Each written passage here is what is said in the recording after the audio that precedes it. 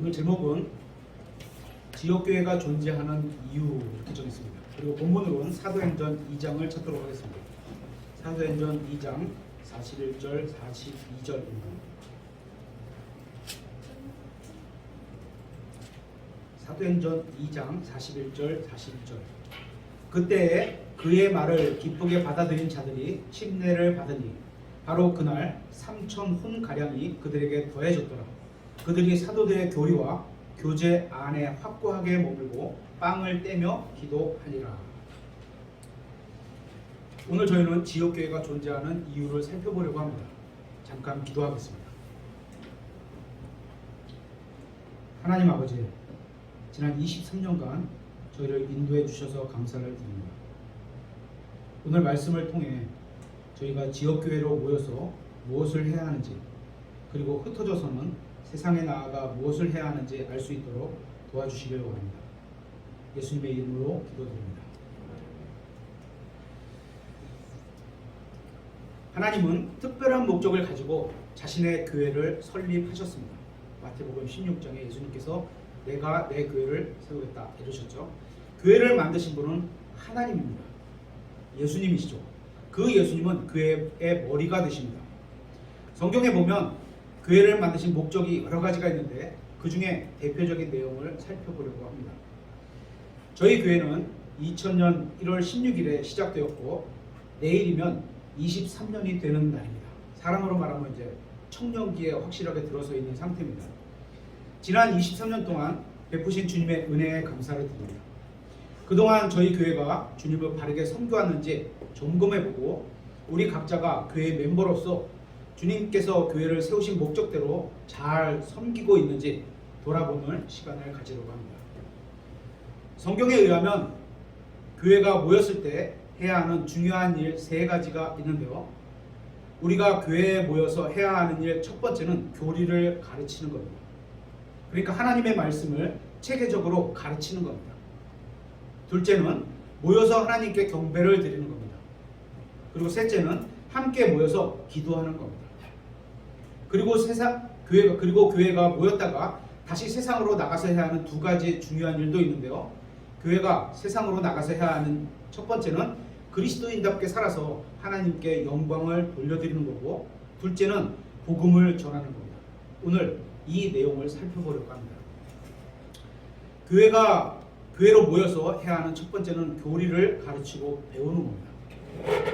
교회 안에서 교리를 가르치고 하나님께 경배하고 함께 모여 기도하는 것은 교회가 해야 하는 가장 중요한 일이고 본질적인 일입니다. 나머지는 대부분 부차적인 일들입니다. 그 나머지는 해도 되고 안 해도 되는 그런 일이라고 할 수 있습니다.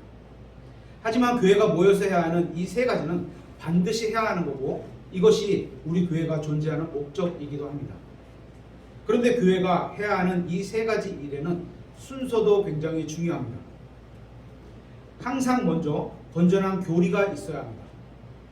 다시 말하면 말씀을 바르게 배우는 게 가장 먼저 해야 되는 일이라고 봅니다.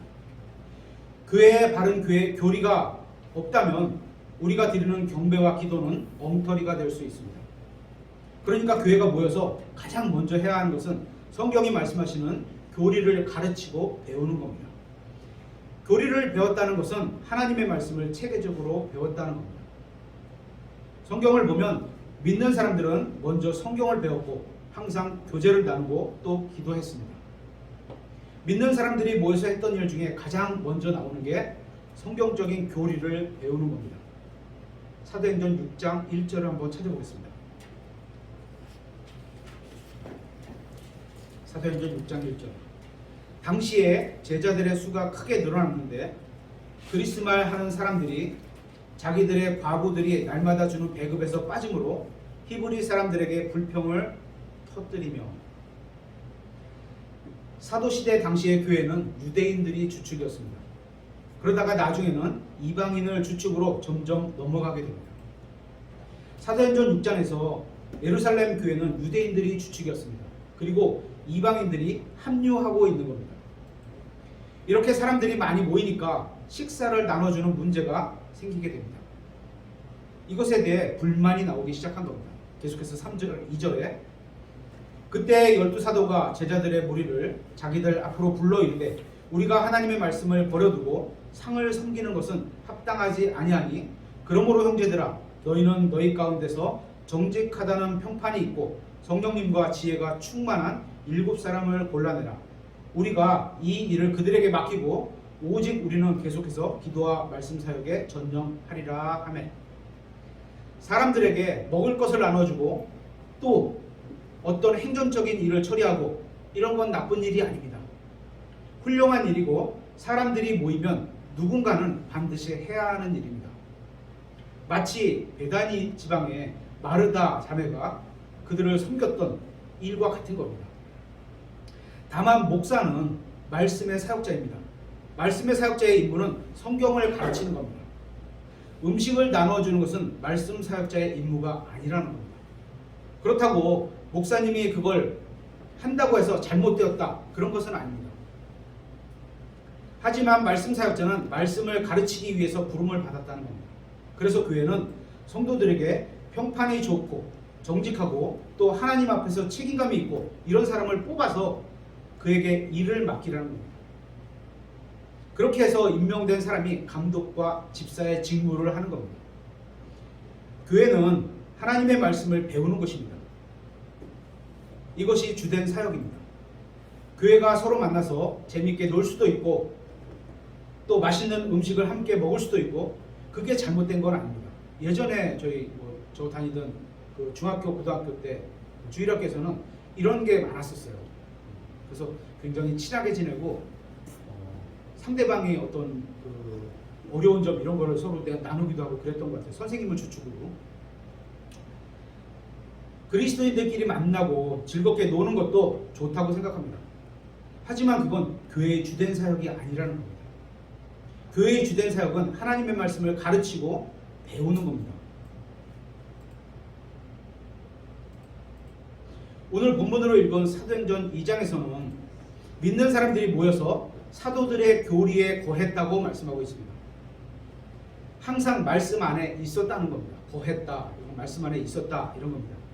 목사 사역은 하나님의 말씀을 연구하고 가르치고 또 하나님과 기도로 교제하고 다른 사람을 위해서 기도하는 일 외에 교회가 목사님에게 다른 일을 하도록 만드는 것은 바람직하지 않은 요구라고 생각합니다. 하나님은 성경을 가르치기 위해서 교회에게 목사를 주신 겁니다.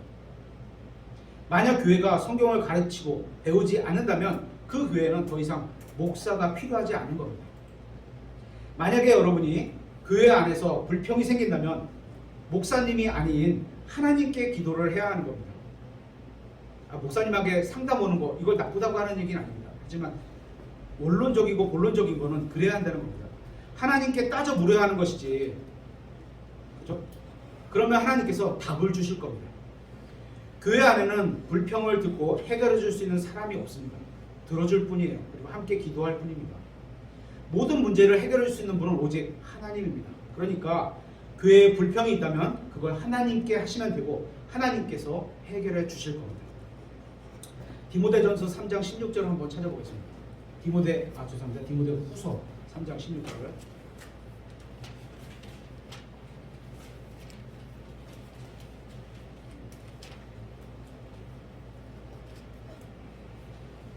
모든 성경 기록은 여기서 말하는 모든 성경 기록은 구약이겠죠. 하지만 이제 저희는 조금 더 넓게 해서 신약까지 모든 성경 기록은 하나님의 영감에 의해 주신 것으로 교리와 책망과 바로잡음과 의로 교육하기에 유익하니 성경을 가지고 성경으로 가르친다는 말이 있습니다. 이 말은 성경에 기록된 말씀으로 책망하고 말씀으로 사람을 바로잡아주고 말씀으로 올바름이 뭔지 가르쳐주는 겁니다. 그래야 하나님의 사람이 완전해질 수 있고 또 선한 일에 철저히 갖춰줄 수 있습니다. 하나님의 말씀을 알아야 선한 일을 할 수 있는 준비가 되는 겁니다. 그래서 처음에 교회가 해야 되는 게 성경을 가르치는 겁니다. 그렇죠? 그러면 여기서 선한 일이 뭘까요? 선한 일을 하기 위해 준비를 시켜야 되는데 선한 일이 뭘까요? 성경에는 선한 분이 하나님이라고 합니다. 그렇죠? 선한 분은 한 분, 하나님. 그러면 선한 일은 하나님이 하시는 일이 선한 일입니다. 선한 것은 하나님의 뜻대로 하는 것이 선한 것입니다. 성경에는 하나님의 뜻이 나와 있습니다. 제 뜻이 아니라 하나님의 뜻이 있습니다. 제 뜻은 틀릴 수 있지만 성경에 기록된 하나님의 뜻은 틀릴 수 없습니다. 그러니까 하나님의 말씀대로 해야 하는 게 선한 일을 하는 겁니다. 그래서 우리는 성경을 처음부터 끝까지 바르게 나눠서 정확하게 배워야 하는 겁니다. 그렇지 않으면 잘못된 길로 가게 됩니다. 성경에 기록된 모든 말씀은 전부 나를 위해서 기록된 말씀입니다. 여러분 자신을 위해서 기록된 말씀입니다. 하지만 모든 성경 기록이 여러분을 향해서 여러분에게 주시는 말씀은 아니라는 겁니다. 예를 들어서 저희가 아브라함에게 하셨던 내 유일한 아들을 바치라 했는데 우리는 안 바치잖아요. 그죠? 그렇게 적용하는 것처럼 제가 그렇게 하라고 기록된 말씀은 아니라는 겁니다. 흔히 범하는 오류가 있는데요. 욥기서 8장 7절을 한번 찾아보겠습니다. 욥기서 8장 7절 말씀을 찾아보겠습니다. 여기 있는 말씀을 많은 교회들에서 이제 액자로 만들어가지고 개업하는 성도들의 가게에 가서 함께 하나님께 예배를 드리면서 이 액자를 선물을 하고 옵니다. 많이 보셨을 거예요. 욥기서 8장 7절. 비록 내 시작은 작을지라도 의미 아시겠죠? 내 마지막 끝은 심히 크게 되리라. 멋진 말입니다. 우리도 이렇게 됐으면 좋겠습니다. 그죠? 근데 이 말씀을 액자로 만들어서 가게에 걸어놓고 그렇게 되기를 바라면서 장사를 시작합니다. 그런데 어떻게 되죠? 대부분은 시작은 참되하지만 나중에 끝은 미약하게 됩니다. 결국 폐업이 됩니다. 왜 그럴까요? 하나님의 말씀하고 거꾸로 가는데 왜 그럴까요? 욥기서 8장 7절 말씀은 우리에게 주신 말씀이 아니기 때문입니다. 나에게 주신 말씀. 그죠? 나를 위해서 주신 게 아니고 나에게 주신 것. 두 개가 다르죠? 그 말씀은 과거에 누군가가 다른 사람에게 주신 말씀이기 때문입니다. 그래서 우리가 성경을 바르게 공부해야 하는 겁니다. 성경을 바르게 나눠 공부하는 이유는 이 말씀이 나에게 하시는 말씀인지 또 다른 사람에게 하시는 말씀인지를 구분하기 위해서입니다. 유대인에게 하신 말씀이냐, 교회에게 하신 말씀이냐, 남편에게 하신 말씀이냐, 아내에게 하신 말씀이냐 다르잖아요. 그죠? 나에게 하신 말씀이라면 내가 순종해서 믿음으로 무언가를 해야 하고 그렇게 되면 하나님께서 상급을 주시는 겁니다. 하지만 나에게 하신 말씀이 아니라면 그냥 교훈적으로 배우면 되는 겁니다. 우리는 모두 하나님의 말씀 안에서 서로 가르쳐야 합니다. 또 서로를 섬겨야 합니다. 서로를 세워줘야 합니다. 하지만 주님께서는 특별한 목적을 위해서 어떤 사람에게 목사와 교사라는 영적인 선물을 주셨습니다. 에베소서 4장에 나오죠. 여기서 목사와 교사는 성도들을 완전하게 하고 그리스도의 몸을 세우는데 필요한 하나님의 말씀을 가르치기 위해서 주신 은사입니다. 성령님이 어떤 사람을 선택하신 겁니다. 성도가 성경을 모르면 영적으로 성장할 수 없습니다. 성경을 안다 해도 다 성장하는 것은 아닙니다. 하지만 성경을 알아야 그때부터 성장할 수 있는 겁니다. 하나님의 말씀을 알아야 믿음으로 말씀대로 행할 수 있습니다. 그래서 교회는 모여서 성경을 가르치는 게 첫 번째가 되는 겁니다. 두 번째, 교회가 모여서 해야 할 두 번째는 하나님께 경배를 드리는 겁니다. 한번 요한복음 4장 20절을 찾아보겠습니다.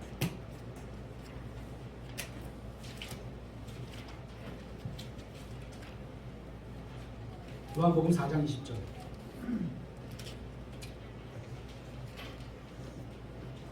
여기에 관심을 갖고 볼 부분이 있는데요.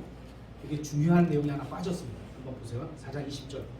우리 조상들은 이 산에서 경배하였는데 당신들은 이르기를 사람들이 경배해야만 할 곳이 예루살렘에 있다 하나이다 하매. 뭐가 빠졌는지 아시겠어요? 이 여자는 사마리아 여인이었습니다. 그녀가 우리 조상들은 이 산에서 경배했다 이렇게 말하고 있는 겁니다. 우리가 교회에 와서 예배에 참석하고 경배하는 것으로는 충분하지 않다고 생각합니다. 무엇이 빠졌죠? 예배당? 헌금? 찬양, 설교 이런 외형의 경배를 드리는 게 본질이 아니라는 겁니다. 경배는 누구에게 드리는가? 누구에게 하는가? 하나님께 경배하는 게 목적이라는 겁니다. 하나님께 경배하는 게. 근데 그 여인은 장소, 때 이런 것만 얘기를 하고 있는 겁니다. 오늘날 많은 사람들이 경배한다고 교회에 갈 겁니다. 지금도 그럴 겁니다. 우리도 왔습니다. 그죠? 그런데 불행하게도 그게 전부인 경우가 흔합니다. 교회에 가서 나는 경배했어. 예배를 드렸어. 심지어는 예배를 봤어. 이렇게 얘기를 합니다. 오늘 예배를 봤어. 이런 표현은 대단히 잘못된 거라고 생각합니다. 하나님 앞에 경배를 드렸어. 예수님께 예배를 드렸어. 이렇게 표현해야지. 봤다. 봤어. 예배를 봤어. 라고 하는 것은 영화나 연극을 좌석에 앉아서 그냥 바라보고 감상하는 그런 표현입니다. 예배를 봤어. 진정한 예배는 예수 그리스도 안에서 온 마음을 다해서 예식에 참여하고 자신이 직접 참여를 하는 겁니다. 그죠? 하나님의 말씀을 듣고 믿는 것이지 참관자로 그냥 바라보는 게 아닙니다. 제가 예전에 결혼식을 했을 때 이제 부천이 고향인데 동네에서 가장 큰 예배당에 또 저희 어머니 아버지를 주례를 서주셨던 그 최기석 목사님이 저도 이제 주례를 서주셨어요. 그런데 그때 이제 지나고 나서 한 20년? 한 15년이 지나고 나서 비디오 테이프를 다시 볼 기회가 있었습니다. 이제 그 짐을 막 정리하면서 없애려고 한번 비디오 테이프를 다시 볼 경우가 있어요. 봤는데 제 모습이 결혼식장에 신랑으로 딱 들어가 있는데 몸은 있는데 그를 보는데 제가 보는데 그가 생각하고 있는 게 이 상황을 내가 어떻게 보면 이렇게 뭐라 그러죠? PD 같이 주관하고 있는 거예요. 실제로 내가 예식에 참여한 신랑인데도 불구하고 내 마음속에서 그 안에 보는 사람은 이 다음에 예식이 어떻게 되지? 그 다음 뭐지? 나는 어떻게 준비해야지? 이런 걸 하고 있다는 거예요. 제가. 경배도 마찬가지로 거죠. 실제로 우리가 하나님 앞에 와서 뭘 드려야 되는데 참관자로 보고서 다음에 누구 기도해, 누구 찬송해 이렇게 하면 외형적인 절차만 보게 된다는 겁니다. 참관자로 그냥 바라보는 게 경배가 아닙니다. 그래서 23절에 이렇게 말씀하셨습니다. 요한복음 4장 21절에 죄송합니다. 21절에 예수님께서 그녀에게 이르시되 여자여 내 말을 믿으라. 너희가 이 산에서도 아버지께 경배하지 아니하고 예루살렘에서도 경배하지 아니할 때가 오느니라. 장소가 중요한 게 아니라는 겁니다. 그죠? 구약 이스라엘에게는 장소가 예루살렘이라는 장소는 불변의 장소였습니다. 그죠?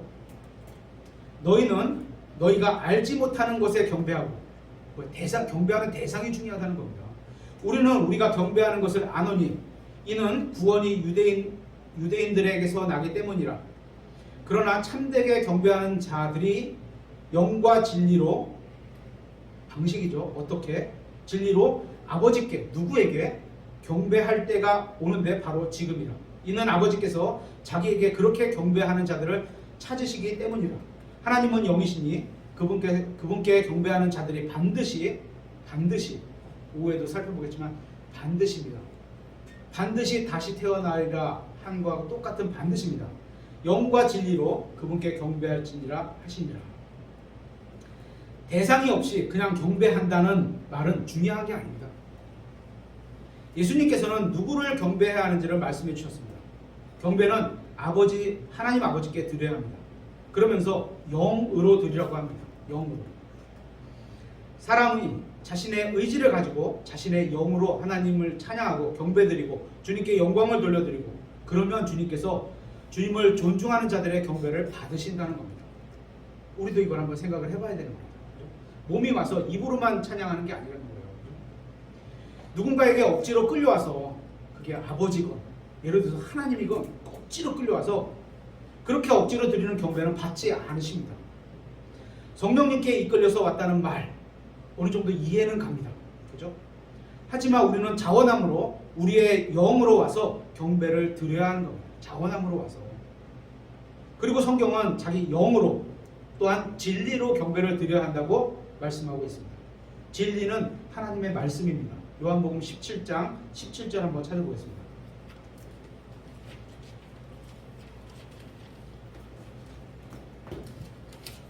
요한복음 17장 17절. 아버지의 진리로 그들을 거룩히 구별하옵소서. 아버지의 말씀은 진리니이다. 하나님의 말씀이 진리입니다. 그렇죠? 나의 영으로 하나님의 말씀대로 하면 성령님께서 도와주실 겁니다. 하지만 도둑질하면서 성령님 걸리지 않게 해주세요, 이런 기도를 하면 이건 진리가 아닙니다. 그죠? 진리로 하나님께 경배를 해야 되는데 성령님도 하나님의 말씀에 어긋나기 때문에 도와주지 않으십니다. 그러니까 경배하려면 자기의 의지를 가지고 자기의 영으로 하나님께 나와야 합니다. 나와서 진리인 하나님의 말씀을 가지고 하나님의 말씀대로 해야 합니다. 나의 의지를 가지고 하나님의 말씀대로 하면, 의지를 가지고 하나님 말씀대로 하면 성령님께서 그리스도께로 우리를 인도해 주실 겁니다. 그렇게 여러분의 의지를 사용해서 주님께 경배를 드리러 나오라는 겁니다. 주님께서는 그러한 사람을 찾고 계시는 겁니다. 억지로 나오지 말고 의지를 가지고 나오라는 겁니다. 그래서 우리는 교회에 모여서 함께 경배를 드리는 겁니다. 오늘 내가 예배에 참석했다, 이것으로는 충분하지 않습니다. 하나님께 경배해야 하는 겁니다. 나는 정말로 마음과 태도와 모든 것이 하나님께 경배드리기에 합당했는지, 오늘뿐만이 아니라 지난 23년간 우리 교회가 드린 경배가 합당했는지, 하나님께서 다 받으셨는지 생각해 봐야 합니다. 어쩌면 우리가 드렸던 경배 중에는 잘못된 마음과 잘못된 태도로 경배를 드린 적도 있을 수도 있습니다. 그런 경배는 하나님이 받지 않으셨을 겁니다. 하나님 앞에서 영과 진리로 하나님께 경배해야 합니다. 성경은 하나님께 드린 경배, 주일에 함께 모여 드린 경배, 우리 각자의 삶의 모든 순간순간이 하나님 앞에서 그분의 말씀대로 걷고 행하는 게 경배라고 말하는 겁니다. 그러면 하나님은 우리의 경배를 받아주시는 겁니다. 세 번째, 교회가 함께 모여서 해야 하는 목적은 기도입니다. 디모데전서 2장 한번 찾아보겠습니다. 디모데전서 2장 1절.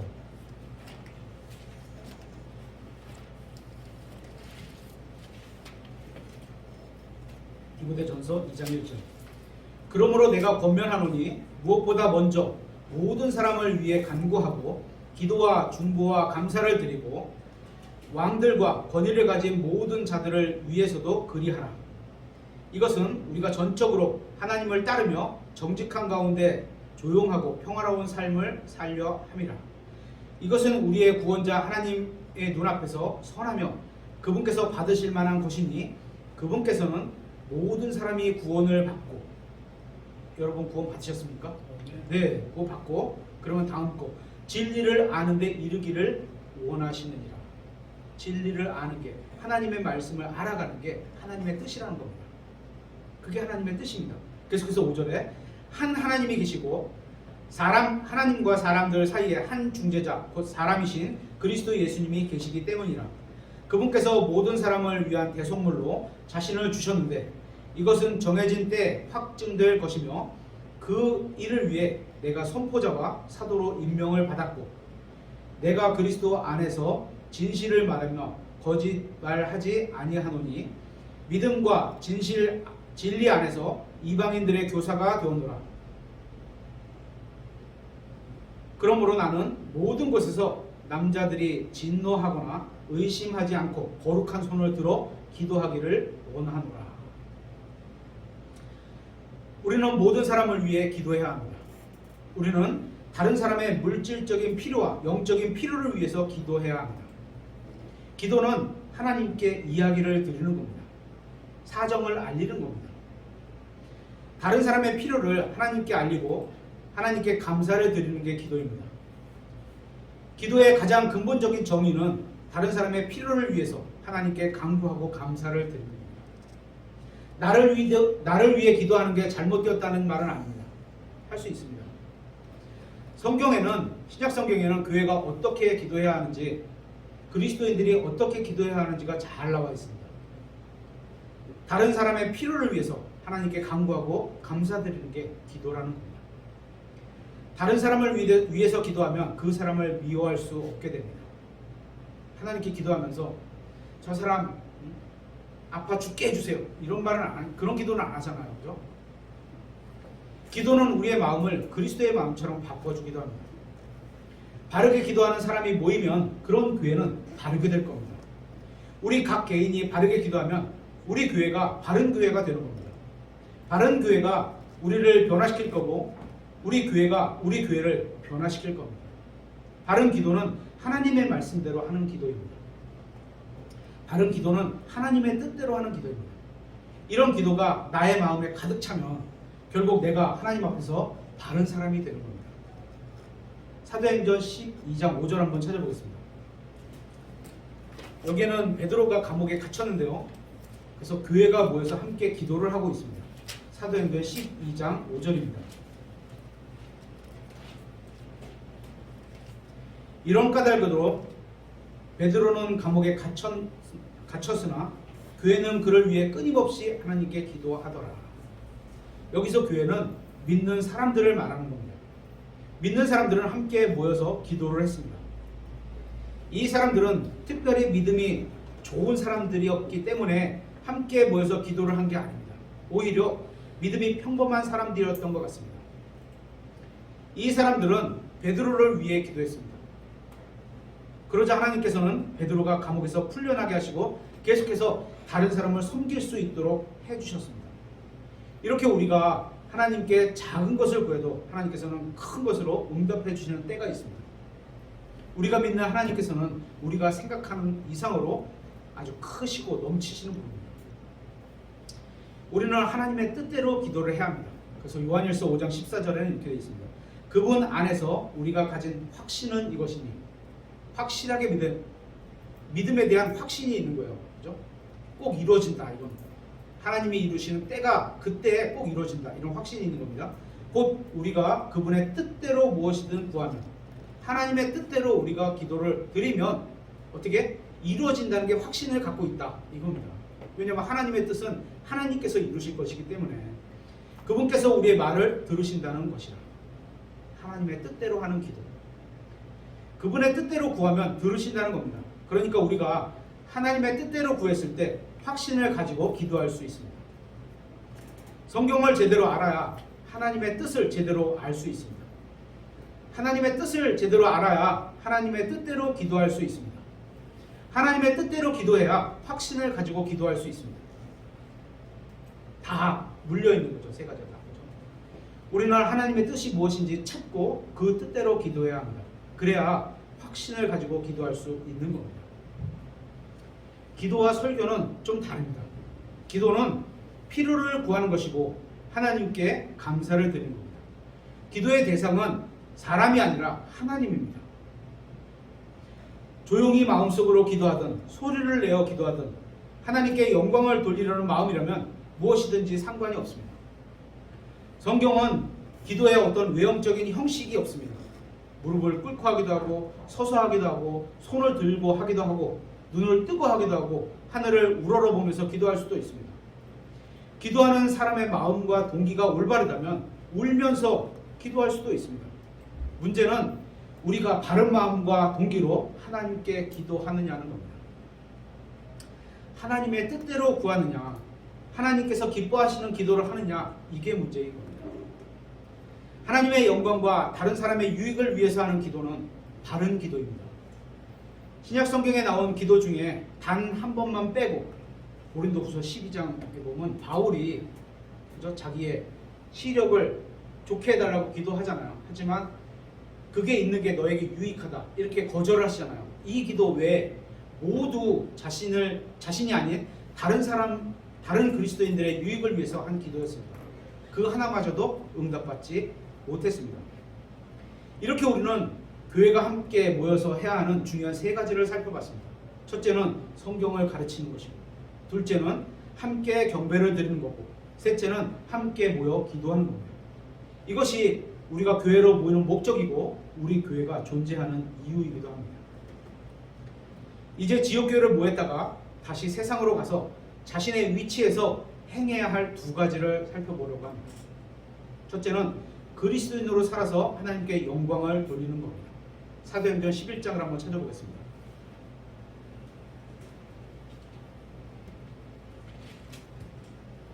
여기서 처음 그리스도인이라는 단어가 나오죠. 사도행전 11장 25절 26절. 그때 바나바가 사울을 찾으러 다소로 떠나 그를 만남에 안디옥으로 그를 데려오니라. 그들이 만 1년 동안 그 교회와 함께 모이며 많은 사람을 가르쳤는데 제자들이 안디옥에서 처음으로 그리스도인이라 불리니라. 제자들이 그리스도인이라 불리니라. 이제 교회의 중심이 초대교회의 중심이었던 예루살렘 교회에서 종교적 탄압으로 다 흩어지면서 안디옥 교회로 중심이 옮겨지게 됩니다. 그리고 안디옥에서 열심히 성경을 가르쳤습니다. 그 결과 사람들은 처음으로 그리스도인이라 불리기 시작한 겁니다. 예수님을 믿는다고 해서 모두가 다 그리스도인이 되는 게 아닙니다. 그리스도인으로 불리는 것은 주님의 이름으로 불린다는 겁니다. 예수님 같다, 그리스도인, 크리스찬, 이거는 예수님 같이 사는 사람이다. 저 사람을 보면 예수님 같아, 이런 의미입니다. 성경을 보면 예수님을 믿는 사람과 그리스도인을 구분해주고 있습니다. 예수님을 믿어서 구원받은 사람과 그리스도인을 구분해주고 있습니다. 성경은 제자들이 그리스도인이라고 불렸다고 합니다. 예수님의 제자는 날마다 자기를 부인하고 자기 십자가를 지고 따르는 사람만 예수님의 제자가 될 수 있다고 성경은 말하고 있습니다. 제자가 되는 것은 구원과는 별개의 문제입니다. 구원받고 나서 제자가 되면 훨씬 더 좋죠. 그죠? 하지만 구원 안 받아도 제자처럼 따라다닐 수가 있다는 거예요. 구원은 다시 태어나는 겁니다.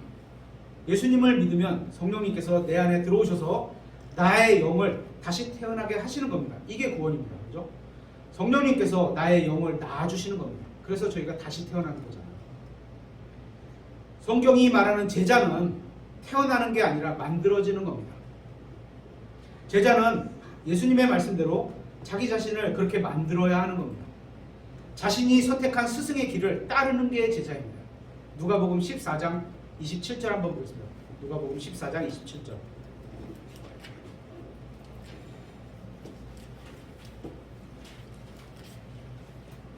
누가복음 14장 27절. 누구든지 자기 십자가를 지고 나를 따라오지 아니하는 자도 내 제자가 될 수 없느니라. 예수님의 제자가 되면 자신의 십자가를 지고 예수님을 따라가면 된다는 겁니다. 그렇죠? 예수님은 정말로 가치없는 우리 같은 사람들을 위해 한낱 먼지 같은 인생을 위해, 우리의 인생을 위해 십자가에서 대신 죽으셨습니다. 그분은 고난을 안 받아도 되는데 하나님을 위해서 또 다른 사람을 위해서 고난을 받으셨습니다. 자신의 의지로 받으신 겁니다. 그죠? 그게 십자가를 지신 겁니다.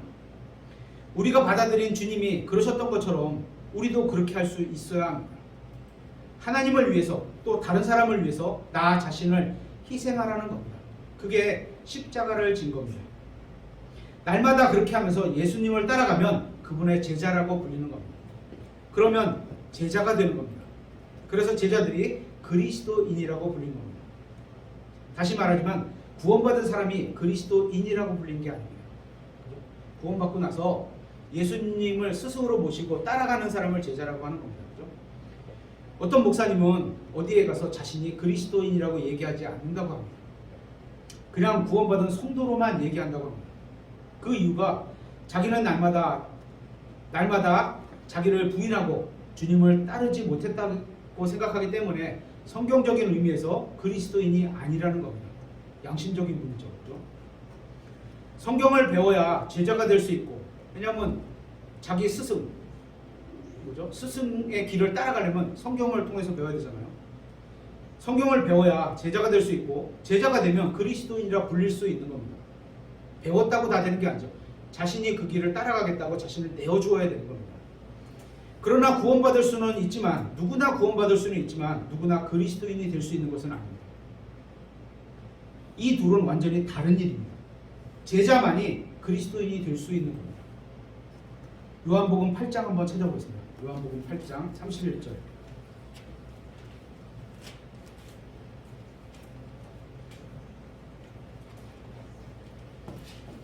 그때 예수님께서 자기를 믿은 그 유대인들에게 이르시되 너희가 내 말 안에 거하면 참으로 내 제자가 되고, 제자가 누구라고? 예수님의 말씀 안에 거하는 거예요. 그분의 말씀을 믿고 살아가는 거예요. 이게 제자입니다. 주님의 제자가 되기 위해서는 하나님의 말씀을 배워야 됩니다. 말 안에 거하려면 하나님의 말씀을 알아야 되고 그러려면 배워야 되겠죠. 예수님을 제대로 믿기 위해서는 하나님의 말씀을 배워야 하는 겁니다. 그래야 제자가 될 수 있고 그래야 그리스도인이 될 수 있습니다. 그러니까 구원받은 사람이 그리스도인이 되려면 하나님의 말씀인 성경을 배워야 하고, 배웠다면 세상으로 나가서 그리스도인답게 내 안에 계신 주님이 나를 통해서 살아가는 사람으로 세상 사람들이 보게 되는 겁니다. 그러면 어떻게 돼요? 와, 저 사람은 뭔 달라? 역시 달라. 예수님을 믿는 게 저런 건가 보다. 하나님께 영광을 돌려드리게 됩니다. 둘째, 세상으로 나가서 복음을 전해야 합니다. 우리는 가족을 사랑합니다. 우리는 구원받은 형제 자매들을 사랑합니다. 사랑은 하는데 하나님의 방법대로 해야 합니다. 하나님의 방법대로 사랑 안에서 진리를, 또 진리 안에서 사랑을 해야 합니다. 사랑하면 진리를 말해주게 됩니다. 사랑하는데 거짓말을 할 필요는 없잖아요. 그렇죠? 그가 잘 되길 바라는데 사랑해서. 예를 들면 우리는 예수님을 안 믿는 사람이 지옥에 간다는 걸 잘 알고 있습니다. 진리입니다. 그죠? 나의 부모님, 나의 친한 친구, 나의 회사 동료, 이들과 너무도 친하기 때문에 그 사람이 기분 나빠할까봐 복음을 전하지 않습니다. 진리는 아는데, 그러면 그게 진정한 사랑일까요? 사랑하는 게 맞을까요?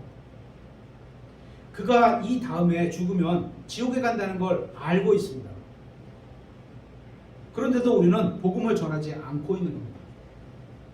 그건 사랑하는 게 아닙니다. 성경에 말하는 사랑이 아닙니다. 사랑하면 진리를 말해줘야 하는 겁니다. 에베소서 4장 15절에는 이렇게 되어 있습니다. 오히려 사랑 안에서 진리를 말하며, 사랑 안에서 진리를 말하며. 요한 2서 1장 1절에도 내가 진리 안에서 너희를 사랑하며. 그렇죠? 완전히 교집합이 되는, 완전히 이렇게 딱 겹쳐지는, 그렇죠? 뭐 필요 충분이랄까요? 딱 겹쳐지는 거예요. 사람들을 정말로 사랑하면 성경의 진리를 알려주어야 하는 겁니다. 내가 알고 있는 좋은 걸 다른 사람에게 알려주는 겁니다. 지난 2000년 동안 사람이 구원받는 방법은 항상 동일했습니다. 예수님을 믿어야 구원받습니다. 예수님을 믿는 것은 하나님 앞에서 자기가 죄인이라는 걸 인정하고, 그래서 회개하고 내가 어떤 죄를 좀 지었다는 이런 회개가 아니라, 구원을 위한 회개는 내 존재 자체가 하나님 앞에서 완전한 죄인이다. 그래서 내가 지옥에 던져져도 마땅하다. 내 존재 자체가 그냥 죄 그 자체다. 내 존재 자체가 하나님 앞에서 죄인이라는 걸, 이런 걸 인정하는 겁니다. 그냥 적당히 죄인이라, 이게 아닙니다. 이게 구원을 위한 회개입니다. 그래서 내가 십자가에 달려서 죽고 지옥에 던져져야 했어야 되는데, 예수님께서 십자가 위에서 내 모든 죄값을 치러주셔서 나의 죄로 인한 문제를 다 해결해 주셨다. 이걸 인정하는 게 예수님을 믿는 겁니다. 이게 예수님을 구원자로 받아들이는 겁니다. 여러분은 이 사실을 믿으십니까? 그러면 구원받은 겁니다. 이제 그렇게 해서 구원받은 우리가 어떻게 살아가야 될까요? 사도행전 26장 한번 찾아보겠습니다. 사도행전 26장 19절. 여기에 보면 바울이 구원받고 나서 완전히 변화된 자신의 모습을 간증하고 있습니다. 사도행전 26장 19절. 그러므로 오 아그리빠 왕이여, 내가 하늘에서 온 그 환상 계시에 불순종하지 아니하여 먼저 다마스쿠스와 예루살렘과 유대의 온 지방 전역 사람들에게, 그리고 그 다음에는 이방인들에게 그들이 회개하고 하나님께 돌아서서 회개에 합당한 일들을 행해야 함을 보임에, 이런 이유들로 인해 유대인인들이 성전 안에서 나를 붙잡아 죽이려 하나이다.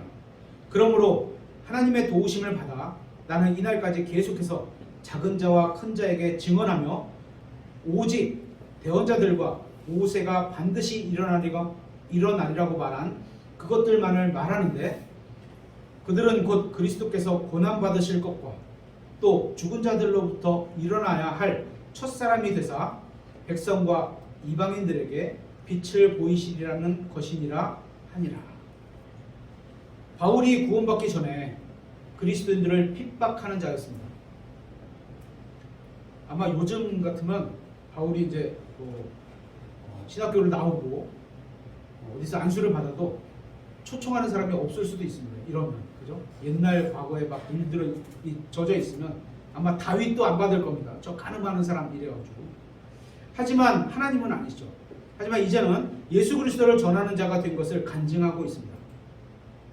바울뿐만 아니라 하나님은 저와 여러분에게도 놀라운 일을 해주셨습니다.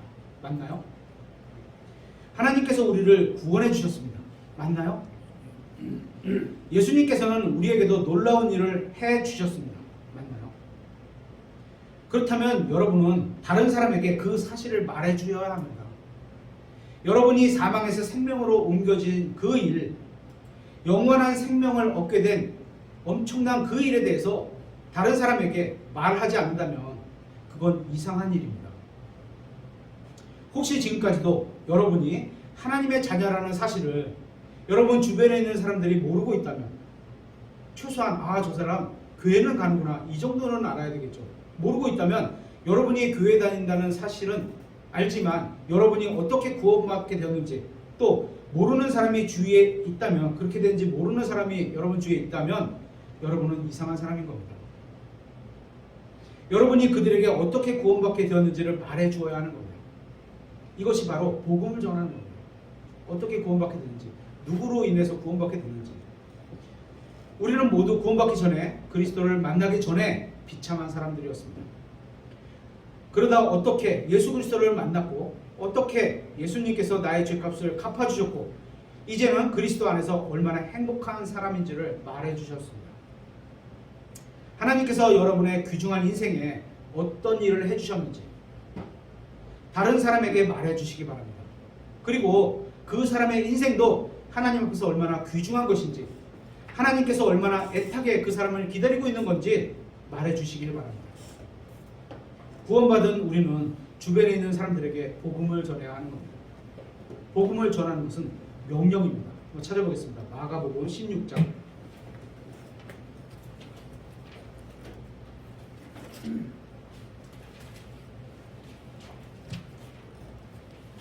15절, 마가복음 16장 15절. 그분께서 그들에게 이르시되 너희는 온 세상으로 가서 모든 창조물에게 복음을 선포하라. 온 세상으로 가서. 특별히 하나님께서 마음을 주셔서 선교사로 가는 사람들도 있습니다. 그런 선교사 사역에 어떤 마음을 주신 사람이 아니면 자신이 처해 있는 옆과 그죠? 자기가 일하는 일터와 이런 데서 하는 겁니다.